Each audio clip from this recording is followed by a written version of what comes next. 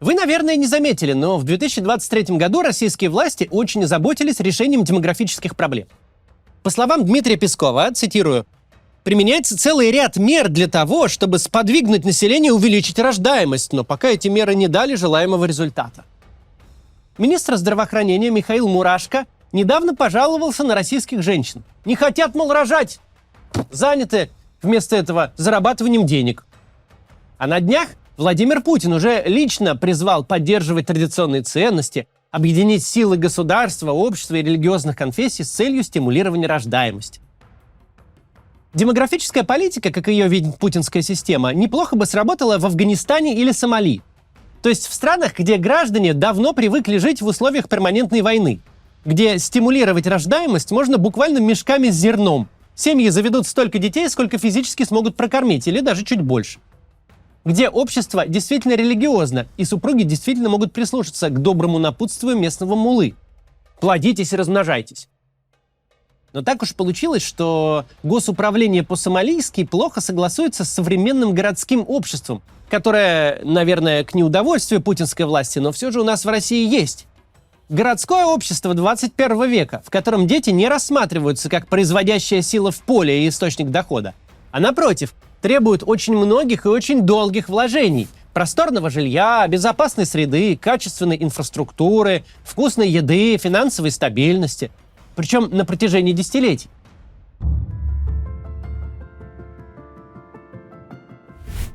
Недавно Владимир Путин сообщил, что программы по повышению рождаемости запущены в каждом регионе. Пресловутым повышением и стимулированием рождаемости путинская система занимается, начиная с нулевых. Примерно с тем же успехом, как и борьбой с коррупцией. Нельзя сказать, что все меры по поддержке семей с детьми лишены смысла. Материнский капитал, льготы для многодетных – это хорошие и правильные инициативы, призванные помочь тем, кто уже отважился завести детей. Но это именно что меры поддержки, а вовсе никакой не стимул стать родителями. В современном городском обществе вообще невозможно стимулировать рождаемость какими-то государственными мерами.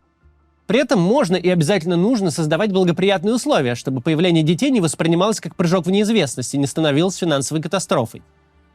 Но граждане России – это не мышки-полевки, для которых наступление благоприятных условий – автоматический стимул к размножению. Повторюсь, госсистема может и должна поддерживать тех, кто решил завести детей, но не может и не должна как-то подталкивать к такому решению. Повышать надо не рождаемость, это бесполезно. Повышать надо качество, комфорт и продолжительность активной жизни тех граждан, которые уже сейчас живут в нашей стране. Кто уже сейчас своим трудом создает блага, работает на благосостояние страны и платит налоги. И тем самым отдает все то, что было в него вложено. В детский сад, в школу, в институт. Создавать гражданам условия для комфортной и долгой жизни – это не просто правильно, потому что правильно, но и рационально. Нельзя многие годы растить гражданина, чтобы потом быстро угробить его. Большой войной или, например, некачественной медицины. Для человека в собственной стране должен по умолчанию действовать режим максимального благоприятствования. И вот тогда, глядишь, со временем, люди, ощутив твердую почву под ногами, стали бы смелее заводить детей, но по собственному желанию, а не благодаря какой-то там стимуляции. Как ни странно, на днях посреди стандартной путинской хреномути прозвучала одна правильная фраза. По президенту фундаментальный ориентир в экономике и социальной сфере России – это сбережение народа, защита материнства и детства, рост продолжительности жизни. Понятие сбережения народа Путин позаимствовал у Александра Солженицына, который однажды написал так: «Сбережение народа – высшее изо всех наших государственных задач». Но в нынешней ситуации эта отсылка к Солженицыну выглядит нелепо и лицемерно. Потому что забота о качестве и продолжительности жизни граждан никак не укладывается в логику войны, которая требует пушек вместо масла. Боевые действия требуют, чтобы здоровыми, трудоспособными гражданами государство набивало окопы и траншеи. Сбережение народа невозможно в условиях захватнической войны на чужой территории, в нагрузку к которой идет исход россиян из России. Нынешняя система или уничтожает, или изгоняет за границу самый главный актив, который есть у любой страны. Это людей молодого и среднего возраста, на каждого из которых, между прочим, до этого работала куча людей. Акушеры и педиатры, учителя и преподаватели, их собственные мамы и папы. Вырастить в стране гражданина – это лет 20 непрерывного труда, а то и больше. Даже самому прожженному цинику должно быть очевидно. Современное государство никак не может позволить себе терять по 1500-2000 человек в сутки убитыми, покалеченными и уехавшими за рубеж.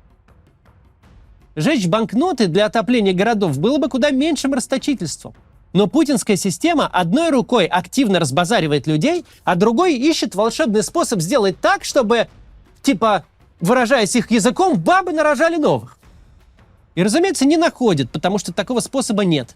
На днях Израильский институт исследований национальной безопасности при Тель-Авивском университете выпустил статью с говорящим заголовком «Война в Украине усугубляет демографический кризис в России». Авторы статьи – научные сотрудники института Батчен Драян-Фельдман и Аркадий Мильман. Последний был послом Израиля в России с 2003 по 2006 год, а сейчас возглавляет программу российских исследований. По оценке исследователей, в настоящий момент каждый 20-й российский мужчина в возрасте от 20 до 40 лет или уехал из России, или был призван в войска. Израильские авторы не склонны сравнивать россиян с мармеладками или картошкой фри. Мол, от потери 5% массы упаковка особо не опустеет. Если помните, у нас была одно время такого рода рекламная кампания мобилизации. Так вот, авторы видят в эмиграции и мобилизации российских мужчин большую угрозу для настоящего и будущего России. Стоит добавить, что речь в статье идет о длящемся событии. Мобилизация и эмиграция продолжаются каждый день. Да, есть периоды всплеска и спада, начинаются и заканчиваются так называемые волны, но и между этими волнами ежедневно кто-то уезжает за рубеж, а кто-то на фронт. Согласно статье, на фронте уже погибли от 40 до 60 тысяч россиян. В это число не входят те, кто был ранен и кто на всю жизнь останется инвалидом. А молодых мужчин с инвалидностью при таком уровне потерь тоже будут десятки тысяч. Кроме того, все мобилизованные, а это уже сотни тысяч человек, сейчас выключены из экономики страны. И все они вернутся с психологическими травмами, с которыми непонятно, смогут ли они вообще включиться обратно в нормальную мирную жизнь. Что касается иммиграции, то в 2022 году из России уехало до 800 тысяч человек. Из них десятки тысяч позже вернулись домой. Однако это относится к 2022 году, а сейчас прошло уже 8 месяцев 2023. Сколько людей эмигрировали и сколько вернулись в этом году, авторы статьи не знают. Еще один важный факт, на который обратили внимание в этой статье. В 2022 году в России рекордно выросли продажи таблеток для прерывания беременности. Израильские авторы ссылаются на статью в газете «Коммерсант». В 2022 году было продано на 60% больше таких препаратов, чем в довоенном 2021. Мы уже говорили, что современное государство не может побудить граждан к деторождению. Но убедить большое число людей в том, что сейчас совсем не время заводить ребенка, вот это путинское государство еще как может и с успехом делает. Сторонники вторжения в Украину иногда говорят, будто все людские потери наша страна компенсирует за счет украинских граждан, перешедших в российское гражданство. Это безумная довольно идея. Но и про нее израильские авторы дают, конечно, другую оценку. Пока из России уезжают молодые и образованные мужчины, из Украины прибывают беженцы. В основном это пожилые люди или женщины с детьми. Авторы отдают должное довоенным инициативам, вроде программы «Материнский капитал» и льгот по ипотеке. Но эти программы сейчас как мертвому припарке. Так как российское вторжение в Украину повлекло сокращение бюджетов на социальное обеспечение, образование и здравоохранение, это цитата, мы не ошибемся, если скажем, что такая политика окажет катастрофическое влияние на российское общество, и, в общем-то, уже оказывает. По мнению авторов статьи, традиционалистскую риторику Владимира Путина российские граждане попросту не воспринимают. Консерватизм на хлеб не намажешь и семью им не накормишь. До войны в 2021 году 65% россиян жили в бедности. Правда, авторы подчеркивают, что оценивали не по российским, а по европейским критериям. Как мы помним, средний класс в России по Путину начинается с зарплаты в 17 тысяч рублей в месяц. Соответственно, по словам Путина, к среднему классу относится не менее 70% россиян. Зарубежные исследователи с такими расчетами не соглашаются и по-другому оценивают. Еще авторы отмечают парадоксальную ситуацию в нынешней России. Обычно продолжительность жизни коррелирует с уровнем образованности. Но в нашей стране это правило не работает. Распространенность высшего образования в России выше уровня многих передовых государств. Однако ожидаемая продолжительность жизни российских мужчин в 2021 году составляла 64 года, как в Эритрее. У женщин выше значительно, 75 лет. Даже безо всякой войны мужчины в России жили очень мало. Для сравнения, согласно путинской реформе, В 2024 году пенсионный возраст у мужчин в России составит 63 года, а в 2028 – 65. Причинами столь низкой продолжительности жизни мужчин исследователи считают алкоголизм, преступность и суициды. Так было еще в мирное время. Нетрудно догадаться, как война влияет на потребление спиртного и на число самоубийств и убийств.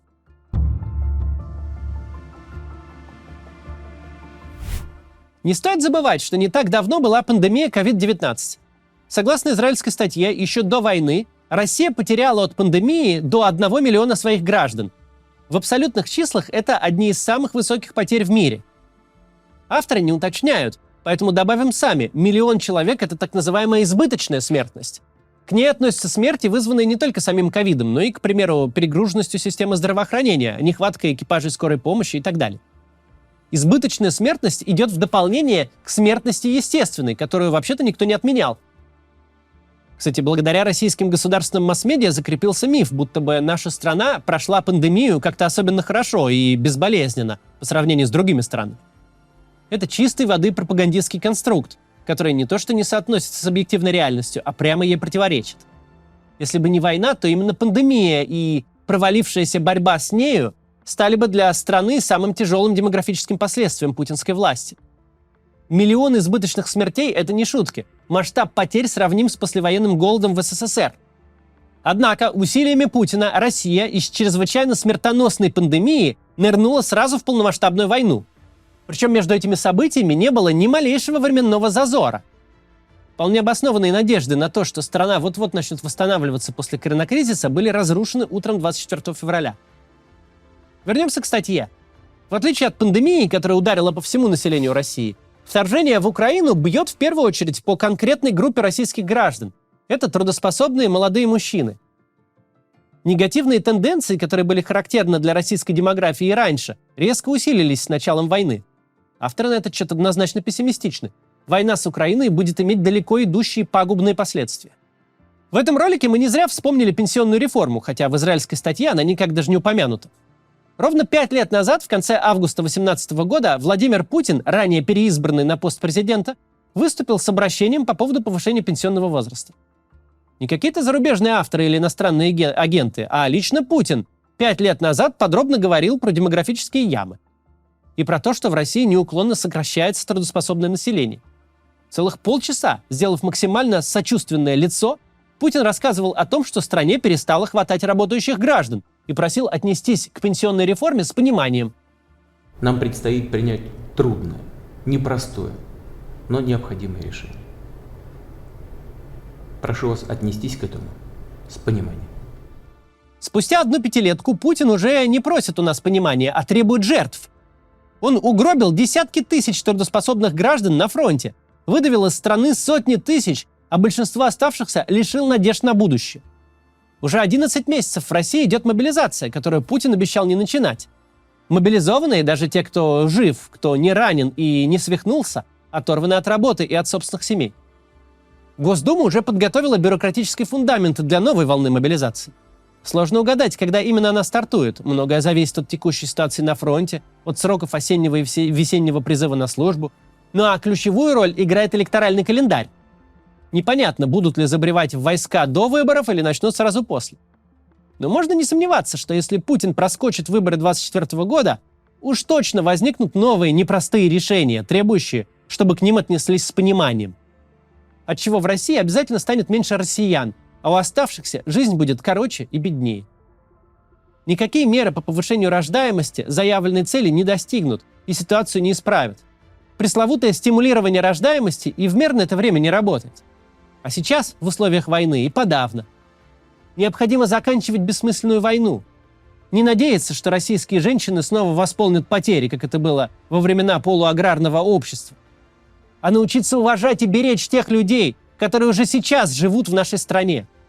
Чтобы жили они дольше и богаче, меньше болели, позже старели, как можно дольше вели активную жизнь. На это должна быть направлена демографическая политика нормального государства. До завтра.